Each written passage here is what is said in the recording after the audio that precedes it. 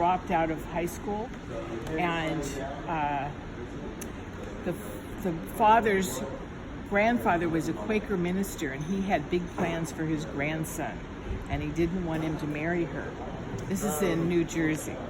And so she goes off to Washington, D.C. to have the baby, no birth certificate, home for unwed mothers. And she keeps him for a couple of years and does her best. Does she love it? I think so. She kept him for a couple of years. I think she was doing her best. So by this time she was like 22 and he's 2. And she abandons him in a library. And, she talks to him. He's asleep on the couch in the library. And she abandons him and tells him, maybe you'll have a better life. Somebody will find you. And then pretty much, he's a cute little boy. And so pretty much right away, he gets adopted by a couple where the man is much older and the woman is younger, George and Bessie Freeman. But then, when my dad is 7, so he's been with them 5 years, she runs off with a prize fighter named Johnny Sudenberg, who This is the second mother. who also abandons him, and Johnny Sudenberg had been beaten by Jack Dempsey. Yes, I remember that. And you probably remember Jack Dempsey, but not Johnny Sudenberg. Right, But anyway, yeah.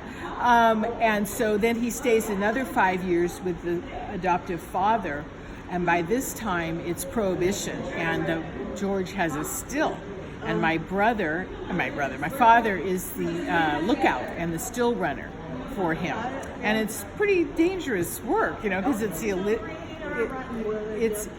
right. It's illegal, yeah. And then, so about 5 years later, my dad's 12, and by this time, there's Depression, which overlapped with Prohibition about 4 years. And he has his uncle's address because it was on the adoption papers. And he writes to his uncle, and he wants to get his mom's contact information. And so the uncle writes back, and so he writes to his mother, and he says, I'd like to meet you and visit you and come and visit. And so his mom writes him, and she says, okay, I'll come at this particular weekend. My dad goes, oh no, that's the last installment of this movie that we're watching, The Circus with Charlie Chaplin and the new Mickey Mouse with Steamboat Willie. And so he writes her again and says, can you come like 2 weeks later, the next weekend or something? So I thought she'd just say, screw you, I haven't seen you in 10 years. So she does, and she picks him up, and she is married to a guy named Tom Jones, who is, that's where my Jones comes from.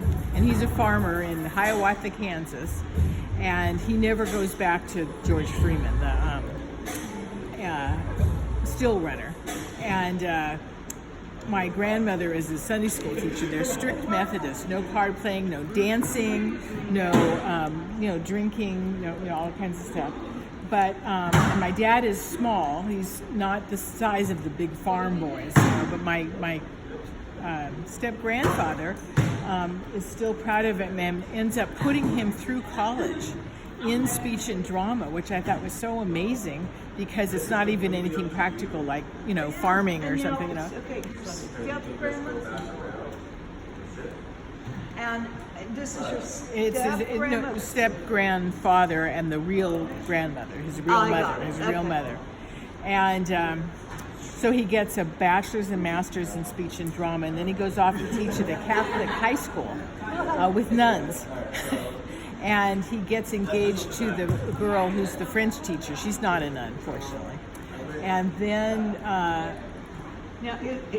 what? Is he Catholic at that time? No, he's not. He's not. Still Methodist, or is he? He's Methodist. Okay. And then it's 1941, and the war comes, and he goes off to the war.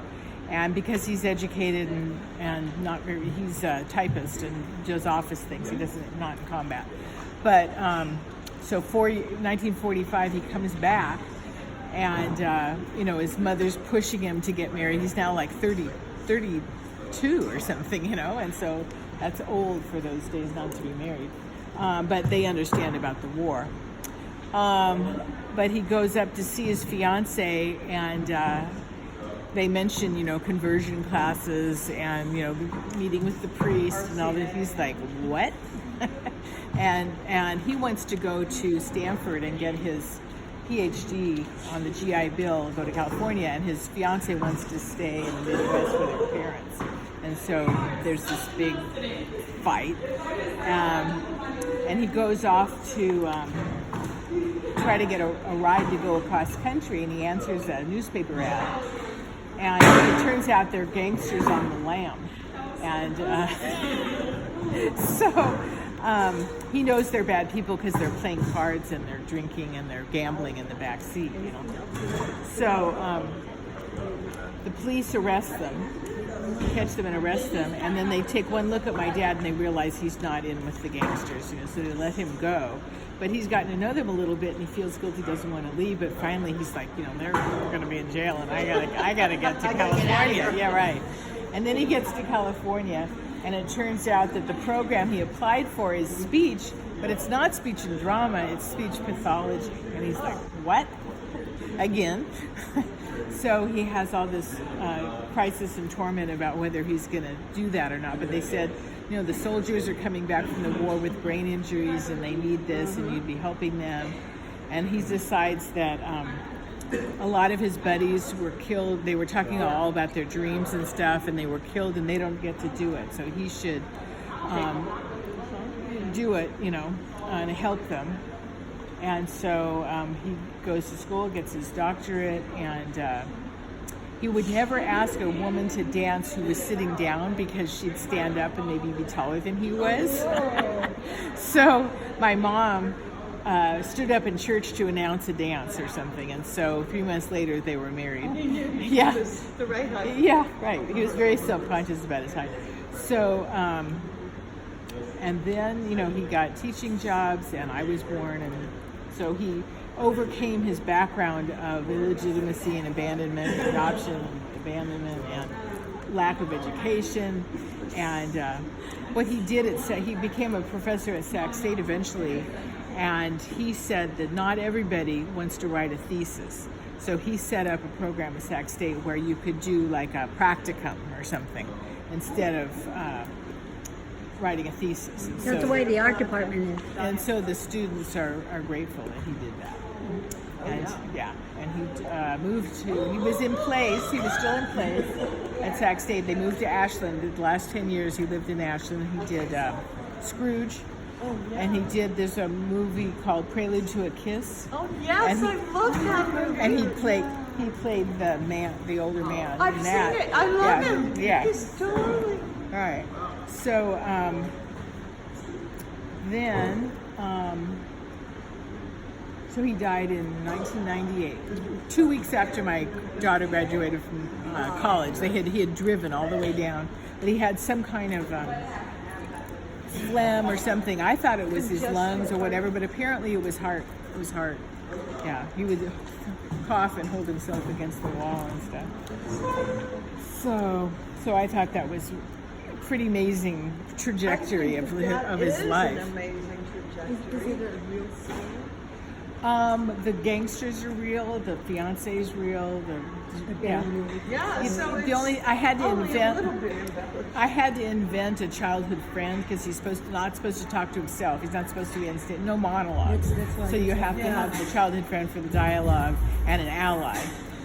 So I invented that, and I had to invent this big fight because I didn't get a whole lot of information between him and the fiance's family. No, it's a little bit. Yeah, they don't want monologues. What I didn't know is there's a lot of difference between playwriting and screenwriting, and And plays. script writing. Well, they both have For a- scripts, but one is for theater and one is for the screen. And the plays are more audio, and you can have more dialogue. And the movies, sometimes there's no dialogue for a while. It's just. TV is different. Oh, wow, yeah. So I've read more plays, so